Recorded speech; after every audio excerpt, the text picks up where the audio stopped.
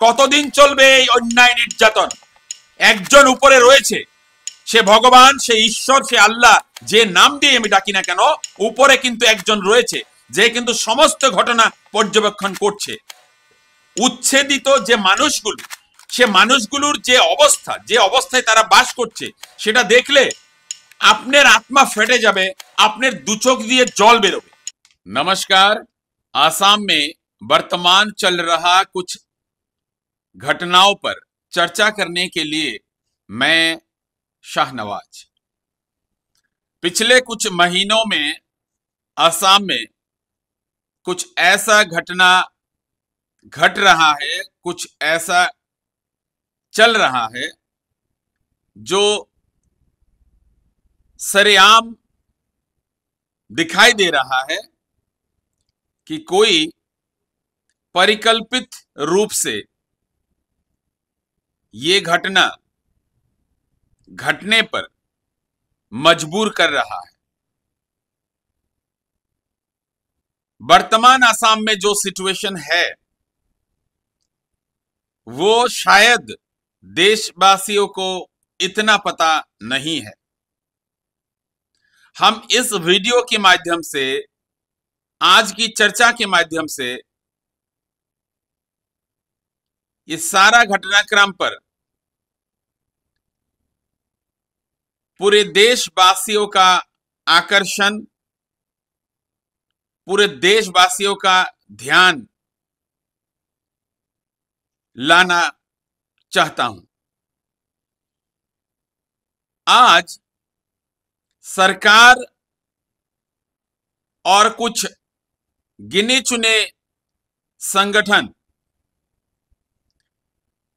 आसाम के जो माहौल है उसको बिगाड़ने में जुटी हुई है, ताकि 2026 का जो विधानसभा का इलेक्शन आने वाला है, उस इलेक्शन में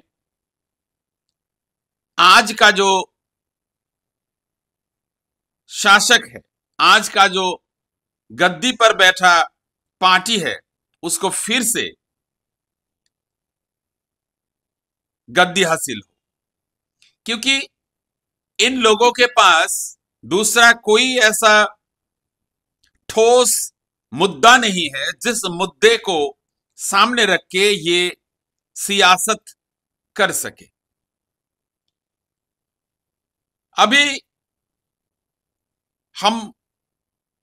हमें जो दिखाई दे रहा है उसमें स्पष्ट रूप में एक बात सामने आ रहा है, वो है कि ये जो रनिंग गवर्नमेंट है यहां पे, BJP lead government led by Hemant Biswa Sharma, वो और उनका सरकार अब टोटली फेलियर है। उनकी बातों से या वो जो कर रहा है उससे साफ जाहिर है कि गवर्नमेंट का जो लॉ एंड ऑर्डर है वो टोटली फेलियर है। क्योंकि यहां पे तो सरेआम लोगों को बंदूक उठाने की सुझाव दिया जा रहा है। लोग बंदूक कब उठाएंगे? आत्मरक्षा के लिए। अभी आपका या फिर मेरा ये जो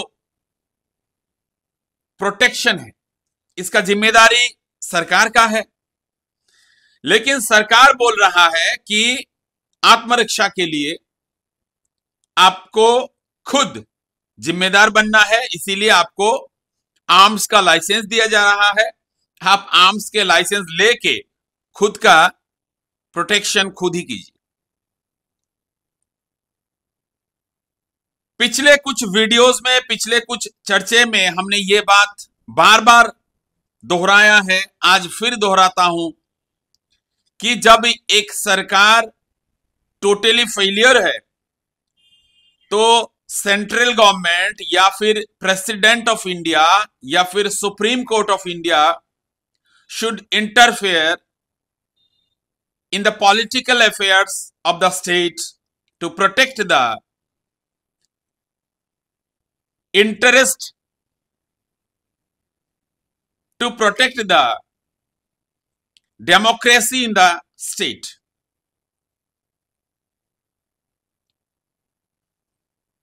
আজকে আমি এই ভিডিওর মাধ্যমে ভারতবর্ষের প্রত্যেকজন নাগরিকের দৃষ্টি আসামের প্রতি আকর্ষণ করার জন্য চেষ্টা করছি।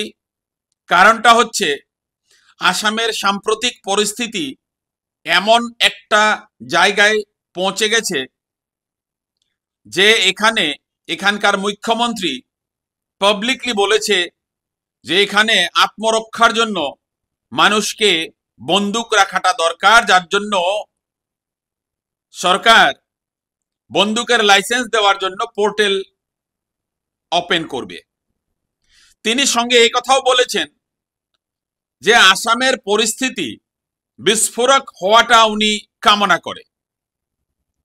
ভাবতে পারেন একজন ভারতীয় হিসাবে আপনি যে একটা রাজ্যের মুখ্যমন্ত্রী সরাসরি বলে দিচ্ছে যে আসামের পরিস্থিতি বিস্ফোরক হওয়াটা উনি চায়। আজকে আসামে উচ্ছেদের নাম করে এই যে রাজনীতিটা হচ্ছে, এই রাজনীতিটা কেবল আসামবাসী নয়, ভারতের প্রত্যেকজন মানুষ যদি এই ঘটনাক্রমগুলো দেখে তাহলে বুঝতে পারবে যে এটা একটা রাজনৈতিক পদক্ষেপ। রাজনৈতিকভাবে কোনো একটা দল শাসনে আসার জন্য এটা একটা চক্রান্তমূলক প্রচেষ্টা, যেখানে আমরা দেখেছি যে অনেক সংগঠন যারা চাঁদা সংগ্রহ করে তাদের জীবিকা নির্বাহ করে, সেই সংগঠনগুলো এখন উঠে পড়ে লেগেছে ভাবুকি দিতে অথবা হুমকি দিতে। সংবাদমেল আহ্বান করে তারা স্পষ্ট ভাষায় বলেছে যে সরকার উনাদেরকে আর্মস লাইসেন্স দেবে ঠিক, তাদের হাতে মেশিন গান, তাদের হাতে স্ট্যান্ড গান, তাদের হাতে AK-47 তারা চায়, যেটা দিয়ে নাকি তারা এই যে সংখ্যালঘু সম্প্রদায়ের বাংলাভাষী যে মুসলমান রয়েছে তাদেরকে গুলি করে তারা নিঃশেষ করে দেবে। এই যে অরাজক পরিবেশ আর পরিস্থিতি আসামে হয়েছে, তার জন্য দায়ী কিন্তু কেবল একজন ব্যক্তি যে সরকারের নেতৃত্বে রয়েছে। তার কুরুচিপূর্ণ মন মগজু, তার কুরুচিপূর্ণ মানসিকতার জন্য আজকে আসামের এমন পরিস্থিতি হয়েছে যেখানে আসামের দল সংগঠন মুক্তভাবে AK-47 রাখার জন্য সরকারকে আবেদন করছে, আর যেটা দিয়ে তারা নাকি আসামের বৈধ যে বাংলাভাষী মিয়া মুসলমান আছে তাদেরকে নিঃশেষ করে দেবে, এই হুমকি তারা দিতে পেরেছে। আজকের এই ভিডিওটা হিন্দি অথবা বাংলায় করার আমার উদ্দেশ্য হচ্ছে যে এই যে বক্তব্যগুলো, এই যে বিষয়গুলো, আমি চাই এই বিষয়গুলো ভারতবর্ষের সব মানুষ শুনুক অথবা জানুক। আসামে বিশেষ করে বাংলা ভাষাকে ইতিকিং করা হয়। আমি বাংলা বলতে পারি, সেটা আমার গর্ব। আর আমি সেই তথাকথিত সংগঠন যারা নাকি বাংলা ভাষাকে ঘৃণা করে, আসামের সরকার যারা বাংলা ভাষা কেউ বললে তাকে সহজেই বাংলাদেশি বলে চিহ্নিত করবে পারবে বলে তারা বলে, আমি তাদেরকে বলছি বাংলা ভাষা বলতে পারি, এটা আমার গর্বের বিষয়। ভারতবর্ষের বিভিন্ন প্রান্তে বাংলা ভাষাকে প্রাধান্য দেওয়া হয়, তার জন্য আমি আজকের এই ভিডিওটা বাংলা ভাষায় করছি অথবা হিন্দি ভাষায় করছি। আপনারা দেখবেন যে আসামে এমন একটা পরিবেশ হয়েছে যেখানে বিভিন্ন দল সংগঠন এখন বেরিয়ে আসছে, আর তারা এই নিরীহ মানুষ, দুর্বল শ্রেণীর মানুষের উপর তারা অত্যাচার করছে। বেছে বেছে তাদেরকে মেরে ফেলার হুমকি দেওয়া হচ্ছে। কালকে একটা ভিডিও দেখলাম যেখানে একটা কি লাচিত সেনা নাকি একটা সংগঠন, সে সংগঠনের ছেলেরা দুর্বল শ্রেণীর কিছু মানুষকে বারবার সেখানে জয় আয় অসম বলার হুমকি দেওয়া হচ্ছে, বলা হচ্ছে যে জয় আয় অসম কেন বলবে না, বা জয় অসম বলার জন্য তাদেরকে বাধ্য করা হচ্ছে। এবার আমি তাদেরকে বলবো, জাতীয়তাবাদ এভাবে জোর করে কারো গলা দিয়ে জয় আয় অসম বললেই জাতীয়তাবাদ প্রতিষ্ঠা হবে না। আপনাদের এই ভুয়া, এই উগ্র জাত্যাভিমানের জন্যই যেটা বৃহত্তর আসামের যে পরিভাষাটা ছিল সেটা কিন্তু এখন সংক্ষিপ্ত হয়ে গেছে। আজকে বরাক ভ্যালি যদিও বা আসামের একটা পার্ট, কিন্তু বরাক ভ্যালির মানুষ এই উগ্র জাত্যাভিমানের জন্য এই মূল সুতির যে অসমিয়া লোক যারা রয়েছে তাদের থেকে একটু ভিন্ন। কারণটা একটাই, এই এই এখানের যে অসমিয়া ভাষী যে লোক আছে তারা প্রতিনিয়ত এই যারা বাংলা বলতে পারে অথবা যাদের মূল ভাষা বাংলা তাদেরকে ঘৃণার দৃষ্টি দিয়ে দেখার একটা মানসিকতা তাদের মন মগজুতে সবসময় থাকে। আর এখন তো সব এইগুলোতে ধর্মকে সম্পৃক্ত করা হয়েছে। মুসলমান মিয়া এসব মানেই বাংলাদেশি, আসামে একটা ন্যারেটিভ সৃষ্টি হয়ে গেছে।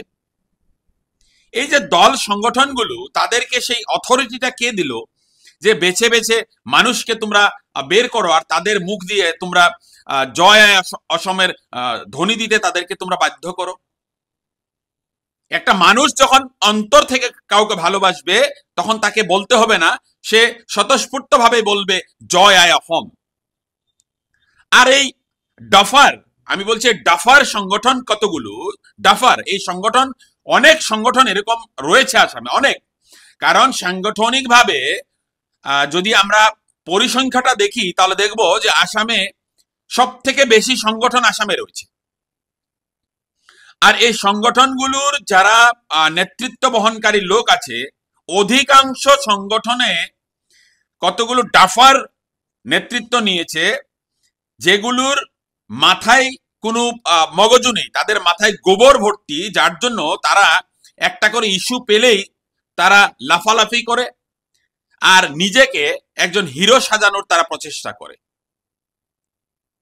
আরে আসামে, উজনি আসামের একজন অবৈধ নেতা, আমি তাকে বলবো অবৈধ নেতা, কথায় কথায় সে এই সেই হ্যাংডাং নিয়ে কাউকে মেরে ফেলার হুমকি দেয়, হ্যাংডাং নিয়ে কাউকে কেটে ফেলার হুমকি দেয়। সেই নেতার যে পূর্বপুরুষ তারা অসমের আহোমদের নামে, তার পরিয়ালের যে মুখ্যমন্ত্রী ছিল তারা অসমের আহোমদের নামে কুকুর পালন করেছিল। এরকম তাদের নিকৃষ্ট মানসিকতা। আর তারা অসম রক্ষা করার ঠিকা নিয়েছে এখন, আর যাতে মদত করেছে সরকার। আমি কালকে দেখলাম অসমের মুখ্যমন্ত্রী স্পষ্টভাবে বলেছে আসামের দল সংগঠনগুলো বের হয়ে আসা দরকার, যাতে করে এই উচ্ছেদিত মানুষগুলো আর কোনো জায়গায় ঢুকতে না পারে। উচ্ছেদিত মানুষগুলো ভারতীয়। আজকে বিড়ম্বনাটা হচ্ছে এই জায়গায়, এই কথাটাতে কেউ প্রাধান্য দিচ্ছে না যে উচ্ছেদিত মানুষগুলো কে। এভাবে রাতারাতি গাড়ি ভর্তি মানুষ বাংলাদেশের বর্ডার পার হয়ে আসামে ঢুকেছে। আর আসামের যে প্রশাসন, আসামের যে পুলিশ অথবা বর্ডারে যে বিএসএফ রাখা হয়েছে, তারা কি নাকে তেল দিয়ে ঘুমিয়েছিল? তারা দেখলো না যে এইভাবে গাড়ি ভর্তি মানুষ বাংলাদেশ থেকে আসাম ঢুকছে? এই যে ন্যারেটিভটা, একটা ভুয়ো ন্যারেটিভ সৃষ্টি করে আসামের যে পরিবেশটাকে ধ্বংস করার একটা পরিকল্পনা চলছে, এটা কিন্তু জাত্যাভিমানী অসমিয়ারা বুঝতে পারেনি, যার জন্য এখন এই ধ্বংসযজ্ঞ করা হচ্ছে, উচ্ছেদ করা হচ্ছে, মানুষকে বেঘর করা হচ্ছে।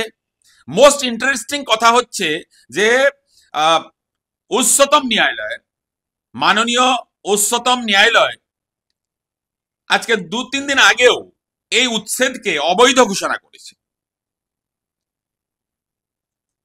মাননীয় গুয়াহাটি উচ্চ ন্যায়ালয় উচ্ছেদ সম্পর্কে অনেক জায়গায় স্টে অর্ডার দিয়েছে, তারপরও উচ্ছেদ করা হয়েছে। তো এটা, এই যে বেআইনি ভাবে এই ধরনের মানুষকে অত্যাচার করা হচ্ছে, এটা কতদিন চলবে? শাসনে সবসময় এই দলটা থাকবে না। আর এই ব্যক্তিটা, এই যে কুরুচিপূর্ণ একটা ব্যক্তি, একটা বিদ্বেষপূর্ণ একটা মানসিকতা সম্পন্ন একজন ব্যক্তি যদি মনে করেছে যে আমার হাতেই সবসময় আসামের শাসন থাকবে, এটা ভুল। আরে কংগ্রেস দল তো 60-70 বছর ভারতে রাজত্ব করেছে, তাকেও তো উফরে অন্য দলকে শাসনের সুবিধা ভারতের জনতা দিয়েছে। তো এটা পরিবর্তন কিন্তু প্রকৃতির একটা নিয়ম, পরিবর্তন অবশ্যই হবে। এই ধরনের অত্যাচার হবে আর এটা ভগবান ঈশ্বর আল্লাহ দেখবে না, এটা কিন্তু কেউ যদি ভাবে, এটা ভুল ভাববে। কেবল ধর্মর ভিত্তিতে কাউকে এইভাবে অত্যাচার করার যে মানসিকতারা, এটাকে আমরা গরিহনা দিচ্ছি, এটাকে আমরা ধিক্কার জানাচ্ছি। আজকে বন্দুকের লাইসেন্স দেওয়ার কথা বলা হচ্ছে। আমি বলবো, এই যে বন্দুকের লাইসেন্স দেওয়ার কথা বলা হচ্ছে, এই বন্দুকের লাইসেন্স নিয়ে হাতে বন্দুক রেখে চাঁদাজীবী যেগুলো সংগঠন আছে, সেই সংগঠনগুলো রাজপথে তারা মুক্তভাবে চাঁদা কালেকশন করবে। আরে আসাম একটা এমন রাজ্য, আমি তো লজ্জিত, আমি ভারতবাসীর সামনে বলছি আমি লজ্জিত, কারণ এই আসামে কোনো অবৈধ সংগঠন, বলছি আমি অবৈধ সংগঠনের নেতা, ডাফার নেতায় বলে যে আমরা চাঁদা কালেকশন করি, সেই চাঁদা গুন্ডা ট্যাক্স, সেটা ট্যাক্স, ট্যাক্সের নাম দিয়ে, গুন্ডা ট্যাক্সের নাম দিয়ে চাঁদা কালেকশন করা হচ্ছে। তারপরও তার বিরুদ্ধে কোনো বিহিত ব্যবস্থা সরকার নিতে পারছে না বা নিচ্ছে না। এটার মিনিংটা আমরা এটা বুঝে নিচ্ছি যে সরকার কোনো না কোনো দিক দিয়ে এই চাঁদা সংস্কৃতিকে মদত করছে। আর এই বন্দুকের লাইসেন্স আগামী দিনে আসামের বুকে চাঁদা সংস্কৃতিকে মদত করবে, তার বাইরে এটা দিয়ে কিচ্ছু হবে না। কারণ এই যে যাদেরকে মারার হুমকি দেওয়া হচ্ছে, যাদেরকে AK-47 দিয়ে ধ্বংস করার হুমকি দেওয়া হচ্ছে, আমি বলছি তারা কিন্তু চুরি পরে বসেনি, তারাও কিন্তু পুরুষ। আজকে আমাকে যদি কেউ মারার হুমকি দেয়, আমাকে যদি কেউ AK-47 এর ভয় দেখায়, আমি এমন ছেলে না যে AK-47 এর ভয় দেখে বা ভয় পেয়ে আমি আমার কণ্ঠ বন্ধ করব, এমন ছেলে কিন্তু আমি নয়। আমাকে ভাবুকি দেওয়া হচ্ছে, অনেক দিক দিয়ে ফোন করে মেসেজ করে আমাকে ভাবুকি দেওয়া হচ্ছে। আমার এই ভিডিওতেও অনেক গোলাম, ভৃত্য অথবা কুকুর সদৃশ কিছু ব্যক্তি এখানে লাফালাফি করবে, ভোকাভুকি করবে, সেটা তাদের স্বভাব। কিন্তু আমি বলে দিচ্ছি যে আমি এমন একটা ছেলে না যে ছেলেটা কারো হুমকি, কারো AK-47 এর ভয় দেখে আমি আমার কণ্ঠকে বন্ধ করব। আমি চাই আসামের নির্যাতিত, নিপীড়িত, যাদেরকে হুমকি দেওয়া হচ্ছে, সেই সম্প্রদায়ের প্রত্যেকজন মানুষ একজন সাহসী সৈনিক হিসাবে এই আসামে দাঁড়িয়ে থাকতে হবে। কারণ এটা জীবন মরণের প্রশ্ন। এখন সরেআম এখানে মানুষকে মেরে ফেলার হুমকি দেওয়া হচ্ছে। আজকে আত্মরক্ষার জন্য আমি যে কোনো পর্যায়ে যেতে পারি, কারণ ভারতবর্ষের আইন ব্যবস্থা আমাকে আত্মরক্ষা করার যে পারমিশন সেটা আমাকে দিয়েছে। যারা AK-47 হাতে নিয়ে মানুষকে মেরে ফেলার হুমকি দেওয়া হচ্ছে, তাদের উপর কোনো ব্যবস্থা নিতে পারছে না এই সরকার। ধিক্কার জানাচ্ছে এই মানসিকতা। কতদিন চলবে? কতদিন চলবে এই অন্যায় নির্যাতন? একজন উপরে রয়েছে, সে ভগবান, সে ঈশ্বর, সে আল্লাহ, যে নাম দিয়ে আমি ডাকি না কেন, উপরে কিন্তু একজন রয়েছে যে কিন্তু সমস্ত ঘটনা পর্যবেক্ষণ করছে। মানুষের বদদুয়া লাগতে বেশি সময় লাগে না, কারণ মানুষকে নির্যাতনের একটা সীমা থাকা দরকার। আজকে উচ্ছেদিত যে মানুষগুলো, সে মানুষগুলোর যে অবস্থা, যে অবস্থায় তারা বাস করছে, সেটা দেখলে আপনার আত্মা ফেটে যাবে, আপনার দু চোখ দিয়ে জল বেরোবে। তারপরও দেখছি এই সংগঠনগুলো নির্দয়ভাবে বলে যাচ্ছে যে মানুষগুলোকে গুলি করে মেরে ফেলা দরকার। একটা জায়গা থেকে আরেকটা জায়গায় তারা তিরপালের নিচে থাকার জন্য প্রচেষ্টা করছে, সেখানেও তাদেরকে শান্তি মতো থাকতে দেওয়া হচ্ছে না। এটা কি একটা সিভিলাইজ সোসাইটি? আমি প্রশ্ন করছি ভারতবর্ষের প্রত্যেকজন নাগরিককে, যে এটা কি একটা সিভিলাইজ সোসাইটি? আসামে কি এখনো সভ্যতা বেঁচে আছে? আসাম কি সভ্য মানুষের দেশ? আমরা যদি একটা সিভিলাইজ সোসাইটিতে বাস করি, আমরা যদি সভ্য, তাহলে কেন এমন একটা পরিবেশ আসামে হয়েছে? এই কথাগুলো বিবেচনা করার জন্য আমি প্রত্যেক পক্ষকে আহ্বান রাখছি।